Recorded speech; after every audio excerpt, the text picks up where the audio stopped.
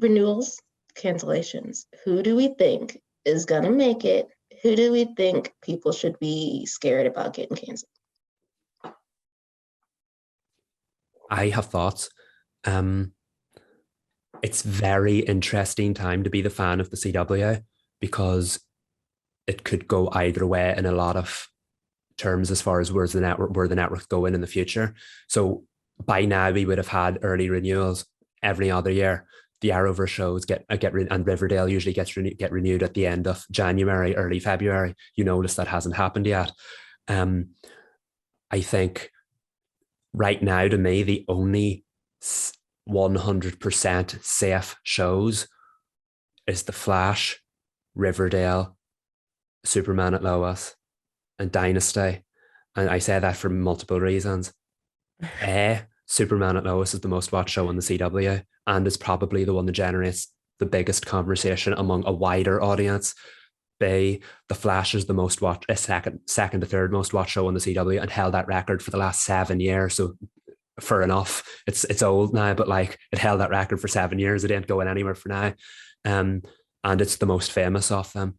Riverdale and Dynasty are sadly among the least watched shows on the network, but they have the international deals, which keep them globally successful. And Riverdale continues to perform incredibly well on Netflix worldwide. I would know it's on Netflix in my neck of the woods. So I do not think those four can risk going anywhere just yet. If they want a final season, Riverdale and Dynasty, I can understand that, but I don't think they can just pull them when they have the streaming deals in place. And as far as The Flash goes, we do have the reports of another season coming out.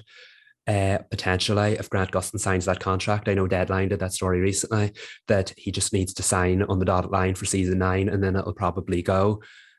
It could go to season 10, but we'll talk about that another day. As far as what shows may not go, I think the only one in dire jeopardy right now, and I hate to say it because I thought the trailer looked awesome, is 4400, because it's not the least watched show on the network. Like I said, Riverdale and Dynasty get less viewers at the moment, but they have excuses because A, they're established shows, and B, they have the get out of jail free card, which is the streaming deals. Unfortunately, 4400 does not have that, any of that, and it's its first season. So I do think it's in jeopardy. And any other year, I don't think it would be, but because the CW may be picking its battles wisely, 4400 may not make it. I would like to say it, but because it's such an uncertain year for the CW, I have too many thoughts to put them into words, but I think that's one of the more obvious ones, that if you had to pick one that's in danger, 4400 is the one without that as much protection as some of the lesser watch shows. Wait, first of all, you don't know how excited I am to hear you say that you think Dynasty is going to come back. I hope I haven't got your hopes up. I'm not going to lie to you guys, with all these like question marks surrounding the network right now, and the fact that there's like no news about renewals, like I feel like we're all a little bit on the edge, and I've been like quietly concerned about some of my favorite shows, just naturally because they're aging, and CW has a tendency to be like, that's it, 10 episodes, you're done, final season. But I'm happy to hear you say that you think Dynasty's going to come back, because I will chain myself to a tree in Atlanta if they cancel it. But I do agree with you about 4400. It doesn't feel like this show really took off in a way that they had hoped. But I do kind of see them hitting an established show with the final season, maybe like In the Dark, in order to bet on 4400 for a follow-up season to try to get it on streaming and get a bigger fan base. But the only other one that I'm kind of iffy on, and I know it has the bonus points of being based on an existing property, Charmed. It just feels like it hasn't really, I know there's fans, so Charmed fans, put your pitchforks down, but it just doesn't feel like, there's just been so much controversy surrounding it, and it doesn't seem like it's really taken off, especially not on Netflix. So I think we could be looking at another potential final season for Charmed. I don't know. Potentially. I mean, I would agree about Charmed in 4400. I'm going to slide in All American as being safe.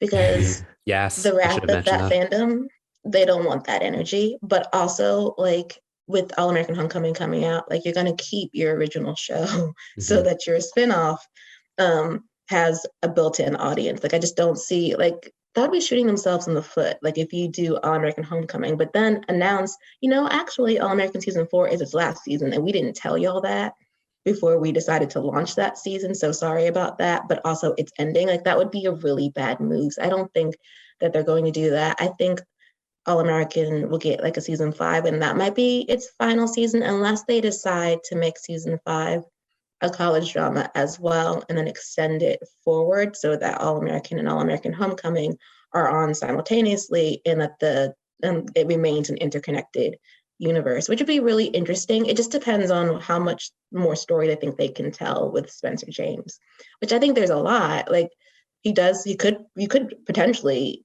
continue his story on until he reaches the NFL. Mhm.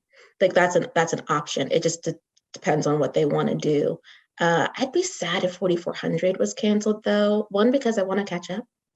And two, because what I have watched was really, really good. I mean, it's different. The CW has done sci-fi, and they've done sci-fi well, like the early seasons of the 100, and they've done Mhm. the sci-fi terribly, like the later seasons of the 100. But we haven't seen like a majority Black cast Hmm. do a sci-fi show on the CW. And so that is very interesting, especially when it's characters from different time periods who have different understandings of American society and what you can do and what you can't and what you're allowed to talk about and what you're not allowed to talk about. And seeing how much progress America has made or that we think America has made with characters from the past being like, actually, I mean, yeah, technology is upgraded, but what y'all going through ain't that different from what we were going through. So I don't want to see that go off air. I've not watched enough Charm to say save it. I've watched exactly 4 episodes. I want to say it was 4 episodes of the first season, and I didn't like it. And so I've been surprised that it's been able to continue on this far. But I guess I shouldn't be too surprised because the CW prior to this potential sell didn't cancel things. And we might actually be in a period of cancellations coming for shows if they're not getting the audience or the engagement that they need to get in order to justify them still being on air. Yeah, in the past few years, we saw them being very generous in basically renewing everything. But we have to remember they canceled the Republic of Sarah last year. Was that last year? Yes. After one season. And that was kind of like, oh, okay, they're back to being like, we'll give you a chance, but we're going to make some hard choices now. And I think that cancellation's kind of been an eye opener for me. Like, okay, so they're clearly they're ready to drop the axe. who's who's it gonna fall on? And I think to follow up on that point, Katie Keene as well, it's still relatively recent. And Yeah. considering it was an offshoot of arguably one of the most successful franchises. And I do think what killed that was the lack of the Netflix deal that made the Riverdale such a success. Because like Lucy Hale, lead of a show on Netflix, has like movie-like quality about it, but not that many people were watching it because it went straight to HBO Max instead. And while Batwoman does seem to have been successful on HBO Max because it's Batwoman, I do think that could have been a risk with that as well because it did not join its Arrowverse counterparts on Netflix and didn't get the worldwide appeal. But I do think Batwoman is safe because not only has it found a new audience, and ever since Javicia Leslie took over, it has been fantastic. But I do have to say that the ratings have remained steady. Yes, they fell from what their words were, but it is one of the most steady shows on the network. So I know it tends to come up in the is this getting cancelled conversation. I think Batwoman will survive.